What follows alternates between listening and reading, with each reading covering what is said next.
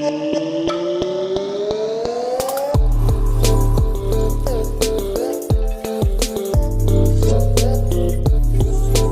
is a price guide and what is the purpose of using price guides when selling a home? I see a price guide as an indicative price that a home could be worth based on the comparable sales in the area. When we give our guide out, it comes with the supporting facts. We don't want to be in a position where people go, you know what, these guys give low guides or these guys don't know what they're doing. We as people who do this every day, day in, day out, cannot have a rough idea of where a home sits in value and not be able to compare it with something else. Then what are we doing this? Our job is to try and get, you know, the buyers and the sellers to understand the current market conditions. And the guide with recent sales helps us do that. So when you're meeting with the seller, what is the process for pricing their property? It's simple. For us, it's all about the recent sales. So we will sit down there with the owners and run through the recent sales and go, do you think it compares to that? Or we'll also look at what's currently on the market, what kind of guides they're giving, and really nut it out. Buyers have the CBA app, the ANZ app, they can get RP data on their phones, they can get Price Finder on their phones.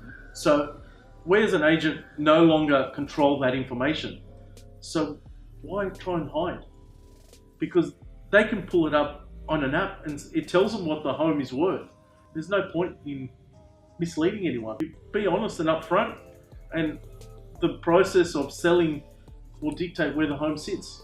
The expectation now in the marketplace is if a guide is $2 million, they're expecting the reserve to be around that $2 million mark somewhere. Mm-hmm. So you've been a bidder at an auction and you suspect that there's been some underquoting involved by the agent. What are your options? Offers fair trading. If there's no recent sales to justify that guide, then A, what's the agent doing? And B, why is the owner allowing the agent to do that? Because if you guide it too low, especially now with the market being the way it is, you might be drawing the wrong buyer because their search criteria on the websites would be different to the buyer that has the right budget. So you potentially are missing, as an agent and as an owner, the buyers that will buy your property ultimately if the guide's too low, because the search of that buyer that would buy your home is not getting the alert. So that's where a low guide can potentially hurt you, because buyers are now factored in that the guides are pretty much on par because they have to be. And we, as I said, we do it on comparable sales, so it's pretty easy for us to put forward. So you don't risk losing the buyer that may buy your home. Up next are the bloopers. Enjoy. That's good. That was a good one. You were very passionate about that. You felt that one. I felt that right one. in there. An indication of comparable properties. Sorry, it's my daughter. I was going to answer that. Hey, baby. I'll finish my wine. Oh, can you bring the washing in?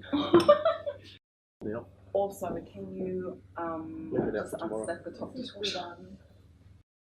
She unstacked the dishwasher.